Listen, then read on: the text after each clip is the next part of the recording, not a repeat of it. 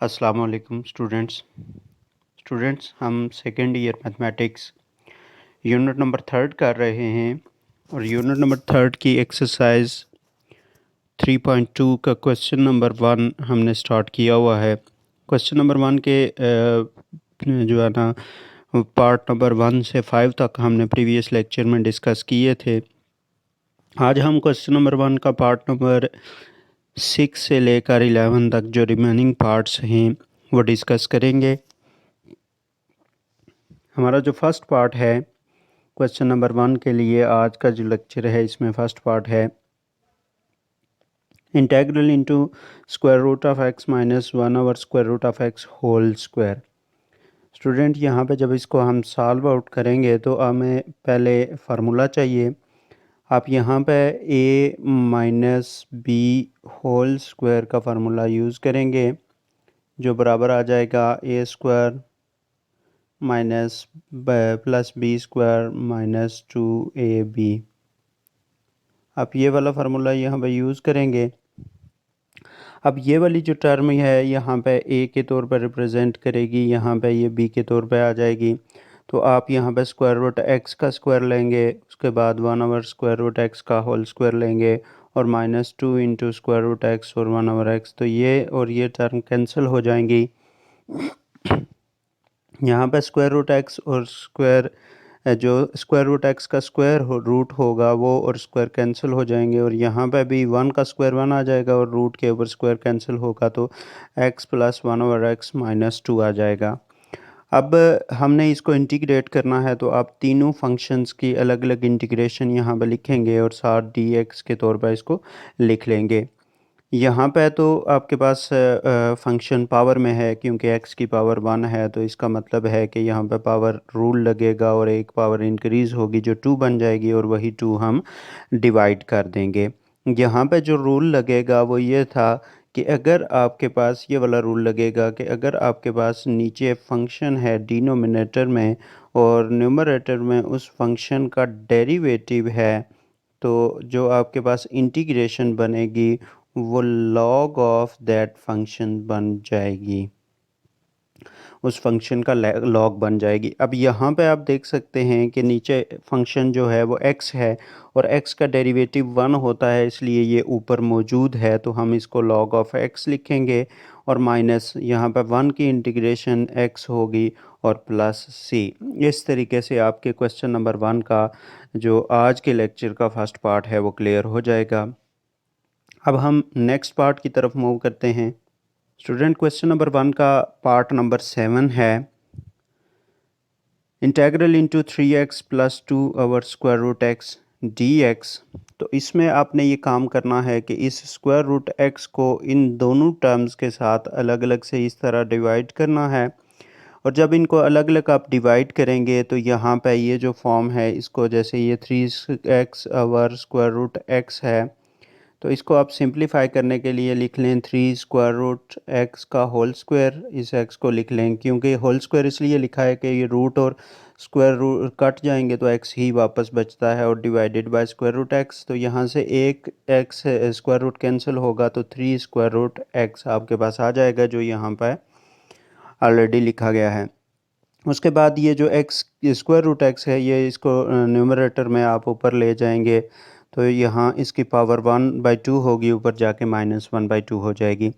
उसके बाद इनको दोनों फंक्शंस को आपने अलग अलग इंटीग्रेट करना है तो यहाँ पे कांस्टेंट टर्म 3 है, 3 को आप बाहर ले लेंगे और इंटेग्रल x की पावर 1/2 और dx आ जाएगा। यहाँ पर 2 बाहर आ जाएगा और x की पावर -1/2 dx आ जाएगा।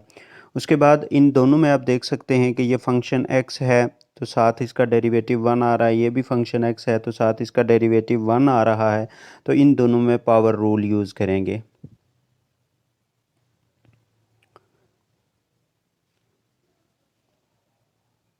पावर रूल हमारे पास बनेगा कि जो टोटल पावर है उसमें एक इंक्रीज़ कर देंगे तो 1/2 प्लस 1 यहाँ पर भी 1/2 प्लस 1 हो जाएगा और 2 इंटू एक्स की पावर -1/2 यहाँ पर भी प्लस 1 करेंगे और इधर भी प्लस 1। अब इसको सिंप्लीफाई करें 1/2 प्लस 1 को तो ये 3/2 बनेगा और यहाँ पर भी 3/2 बनेगा।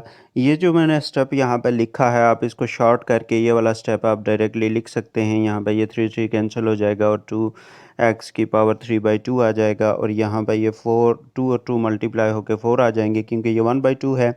और जब ये डिवीजन से फ्रैक्शन मल्टीप्लिकेशन में जाएगी तो फ्रैक्शन उलट जाएगी, 2/1 बन जाएगी।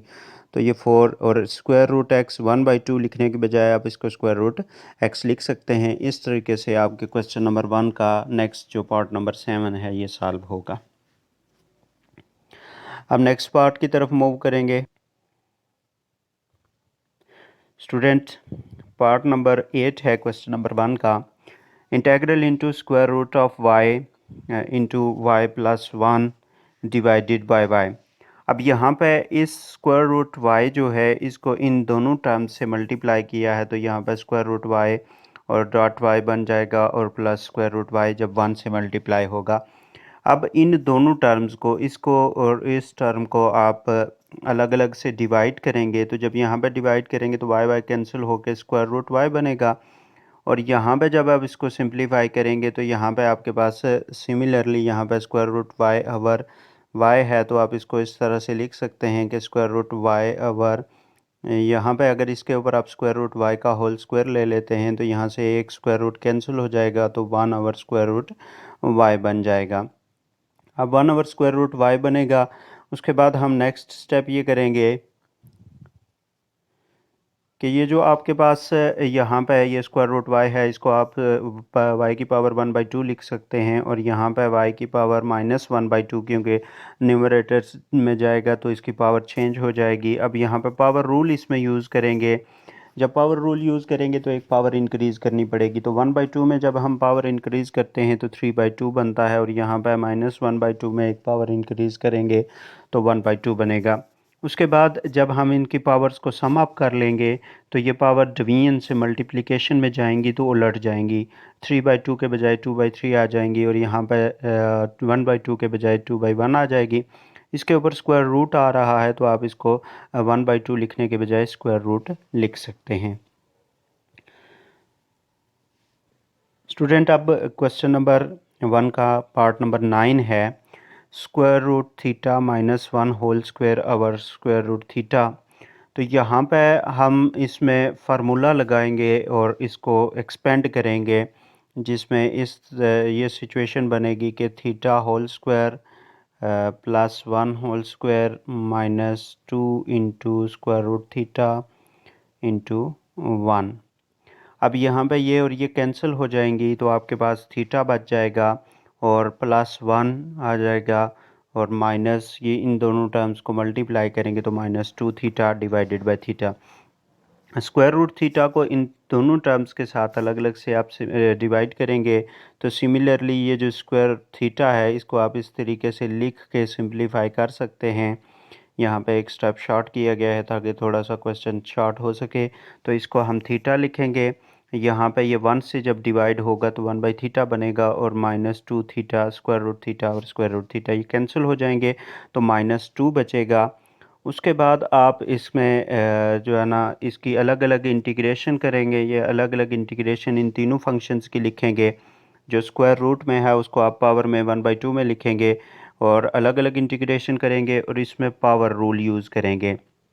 पावर रूल सिमिलर है कि उसकी एक पावर इंक्रीज़ कर देंगे और यहाँ पे आपके पास जो 1 की इंटीग्रेशन होगी वो थीटा हो जाएगी क्योंकि वेरिएबल यहाँ पे हमारे पास थीटा अप्लाई हो रहा है इसलिए उसकी इंटीग्रेशन थीटा हो जाएगी और ये 2 साथ मल्टीप्लाई हो रहा है इसलिए -2 थीटा बनेगी।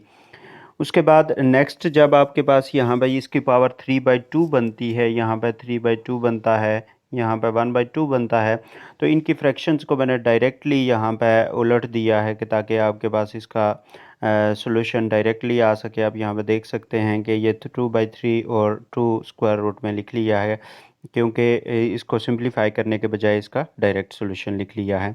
तो उम्मीद करता हूँ कि यह आपको एक्सप्लेनेशन समझ आ रही होगी। अगर इसमें कहीं पे आपको प्रॉब्लम होती है तो आप पूछ सकते हैं। अब नेक्स्ट पार्ट की तरफ मूव करते हैं।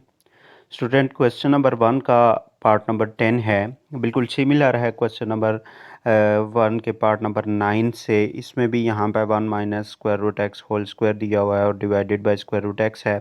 तो यहाँ पे भी आप formula A square plus B square minus 2ab के तहत इसको एक्सपेंड करेंगे तो आपके पास 1 plus X minus 2 square root X over X बनेगा। और इस स्क्वायर रूट एक्स को आप इन सारे फंक्शंस के साथ डिवाइड करेंगे। डिवाइड करने के बाद जब सिंप्लीफाई करेंगे तो यहाँ से सिमिलर कंडीशन बनेगी कि इसको आप इस तरीके से लिख के तो यहाँ से एक स्क्वायर रूट काट दें तो स्क्वायर रूट एक्स बन जाएगा, ये स्क्वायर रूट एक्स आ जाएगा और यहाँ से स्क्वायर रूट एक्स कैंसिल होगा तो 2 आ जाएगा। अब इसमें आपने पावर रूल लगाना है, तो पावर रूल लगाने के लिए आप इसको जो है ना यहाँ पे पहले स्क्वायर रूट एक्स डिनोमिनेटर में है तो ऊपर जाएगा तो -1/2 बन जाएगा और यहाँ पे इसको आप 1/2 लिखेंगे और 2 इंटू 1 dx। अब इनकी जो टोटल पावर्स हैं उनमें एक एक इंक्रीज़ करेंगे तो इसकी पावर 1/2 यहाँ पे बनेगी, जिसको हम जब डिवीजन से मल्टीप्लिकेशन में लाएंगे तो 2 बन जाएगी और इसकी 3/2 बनेगी, जिसको हम डिवीजन से मल्टीप्लिकेशन में लाएंगे तो 2/3 बनेगी और -2x क्योंकि यहाँ पे वेरिएबल x है इसलिए इसकी इंटीग्रेशन x आ जाएगी और plus c। Similarly last part question number 1 का है, ये इंतहाई इजी और शॉर्ट सा क्वेश्चन है। इसमें हमें सिर्फ ये कहा गया है कि integral into e⁻²x plus ex over ex है। ये ex जो डिवाइड हो रहा है हम इन दोनों फंक्शंस के साथ अलग अलग से इसको डिवाइड करेंगे। जब इसको अलग अलग डिवाइड करते हैं तो हमारे पास ये इस तरह की सिचुएशन बन जाती है कि ये टर्म ऊपर जाएगी तो e माइनस एक्स बनेगा और यहाँ पे भी जब ये ऊपर जाएगी तो x डॉट e⁻−x बनेगा। अब ये e⁻²x दोनों की बेसिस सेम हैं तो पावर z हो जाएंगी और यहाँ पे भी बेसिस सेम है तो पावर z हो जाएंगी। तो ये बनेगा e⁻²x में से x माइनस करेंगे तो एक x आ जाएगा और यहाँ पे e की पावर 0 आ जाएगी। किसी भी नंबर की पावर जो 0 होती है वो 1 के बराबर होती है, तो इसलिए इसको डायरेक्टली इस तरीके से सॉल्व करके तो ये फॉर्म बनाई गई है। अब जब आपके पास यहाँ पे ये फॉर्म बन सकती है, यहाँ पे आप लिख सकते हैं कि e⁻x प्लस 1 dx, उसके बाद आप ये फार्मूला लिखें, अलग अलग इनको दोनों फंक्शंस को इंटीग्रेट करें। e⁻x की जो इंटीग्रेशन है वो आपके पास कुछ यूँ बनेगी कि इसको मैंने डायरेक्टली बताया हुआ है कि विदाउट लॉजिक आप ये याद रख लें कि e⁻x जब भी एक्सपोनेंशियल फंक्शन आएगा तो उसकी इंटीग्रेशन ये बनेगी कि e⁻x को एज इट इज़ लिखेंगे और जो पावर में इसका फंक्शन होगा उसका डेरिवेटिव आप डिवाइड कर देंगे।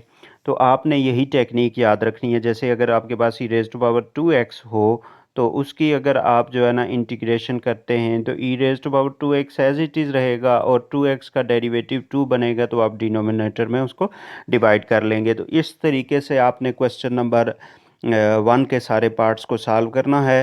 उम्मीद करता हूँ कि ये चीज़ें आपको समझ आई होंगी। इंशाल्लाह नेक्स्ट क्वेश्चन में बहुत जल्द जो है ना हम नेक्स्ट क्वेश्चन भी सॉल्व करेंगे। तब तक के लिए अल्लाह हाफिज़।